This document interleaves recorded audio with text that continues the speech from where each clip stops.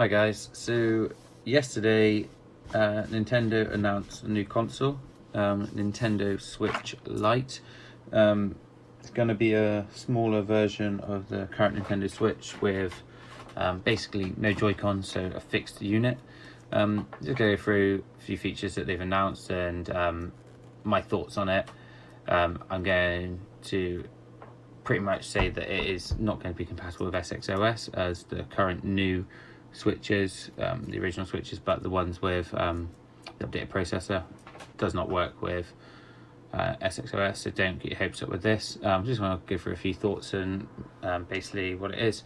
So it is a scaled down version of the original Switch. It's going to cost roughly, well, they've announced it as $100 less than the US version, and converting that to pounds, it's probably going to cost £100 less, maybe £80 less than the current Switch, which is obviously quite a big drop, probably about 30% price decrease. You do have to sacrifice some stuff for that, but I think this is probably going to be aimed at people who use their Switch in the handheld form 90% of the time. I pretty much use my Switch handheld whenever I'm playing by myself, but if I'm ever playing with everyone else, I never use it with the Joy-Cons attached. I use it in the TV mode. So for me, this isn't really going to be my cup of tea. I use it both ways. The whole point of the Switch is that you can do two different versions, but there are some people who use it just by themselves, people who don't play on TV or when they play a lot by themselves, and that's what this is for. It's not really aimed at multiplayer. So it's not going to replace the Switch. The old Switch is going to stay. There's going to be two versions of it, and I presume down the line there's going to be a Switch Pro comes out, which will be a scale bump or something along that.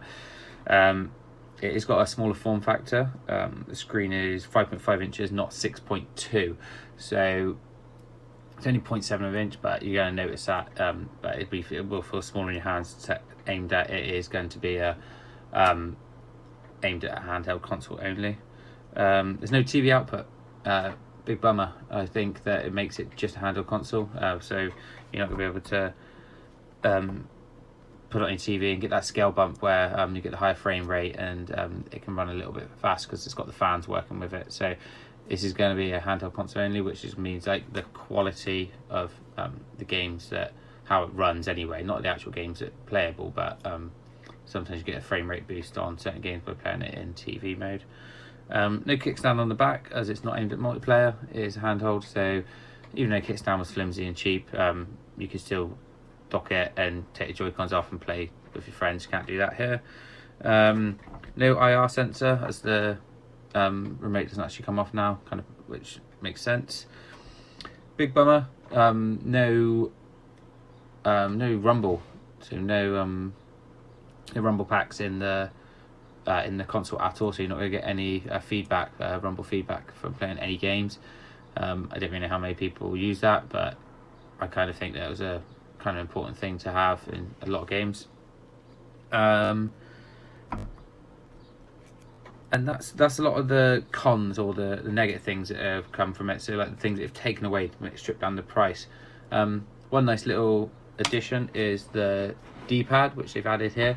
You can see it onto the left Joy-Con. Because it's not detachable, they don't need to have 4 buttons there, so when you're using it as two separate Joy-Cons, it's a D-pad. You can buy a Joy-Con like this. I think Horo, I've got it here somewhere. So yeah, Hori, sorry, they sell a Joy-Con like it, so you can get one if you want. Obviously, just when you're using it as a separate Joy-Con, it's a D-pad, not 4 buttons. Nintendo have no plan to actually make an official one of these, so Hori is your sort of only chance to really get one. They don't plan on putting it in the original Switch. The new Switch is going to come in a variety of colours: yellow, blue.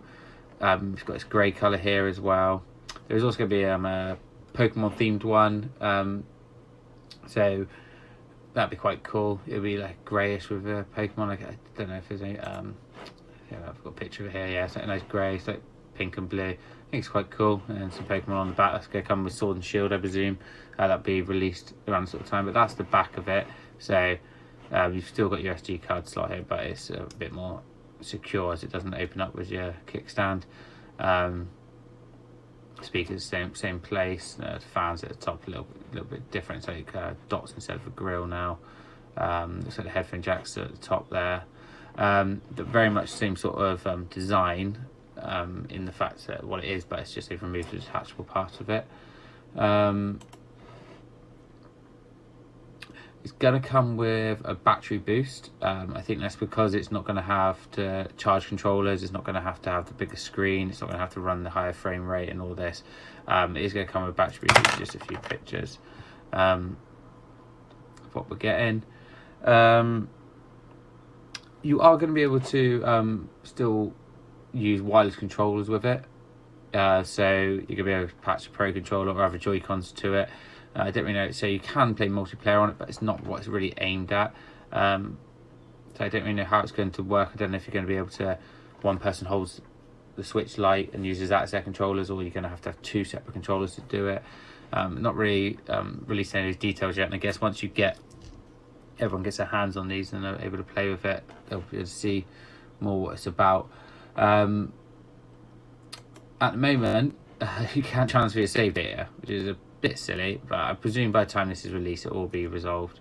But I'm a bit worried about how they're going to do this. Are you going to be able to have your save data run on two switches? So say you've got a handheld one like this that you're going to want to take out and about and use, and then when you get home you've got your docked one that you want to play on your TV, you save data, transfer across. It's going to save to I guess they're going to make you buy Nintendo online to be able to use that, because obviously that's the only way you have to do it. And I guess it's all helping line Nintendo's pockets, but I think this is going to be a little good console for like maybe kids, people who want a handheld console only. They don't use both features.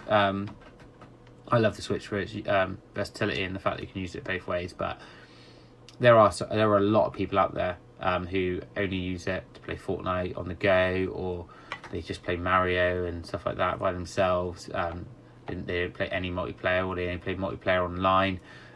This could be good for that.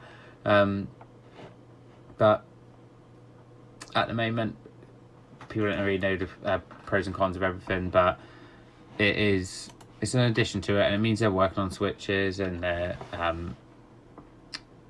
basically refining things, and hopefully a Pro version will come out soon. Hopefully it's not only a console, like a docked console, like a Pro version. Hopefully it is more like the original Switch, just with spec bump, screen resolution and all this, which I would very much welcome. But that's really it. I just want to have a little chat about it and see like my thoughts. It's not something I'm going to be buying, because of how I use my SXOS a lot, and I also use it in both forms. I use it on TV and handheld. So I don't want to limit myself on a console by saving myself 80 quid when I could. I think the OG Switch is very good at what it is, and seeing this it's not got a spec. If this has a spec bump and it's going to have higher frame rates and a massive better battery life and all that, then maybe for handheld games. But when I think it's a scaled down version and you're taking a lot of features away for not a huge price cut, I think it's going to be like for people who are working on a budget, maybe for kids, and like maybe you've got a couple of kids, and you want to buy them Switches. Like that's £200 roughly that you could be saving by buying two of these instead of two original Switches. But it's not really a Switch, as it doesn't switch between two modes. It just plays Switch games. So it's what it is, and I'm glad that Nintendo are working on this, and actually something's going to come from it. But if all you want is a D-pad and go and buy that Joy-Con, and it's not really worth it for the battery bump as you take the screen scale down. But I'm feeling a bit negative on it because I was hoping for some actual improvements on the console, and I was hoping for some exciting things that we could sort of like point towards the future of where the Switch is going. But they've just made a console very similar to when they released the Nintendo 2DS. I was like, well, what's this? It's just a handheld little thing, and it's not going to suit people. But people did buy it because of the price point, and if you want to play certain games certain ways and they're willing to take that sacrifice, then I can see it selling. And I'm sure Nintendo know what they're doing.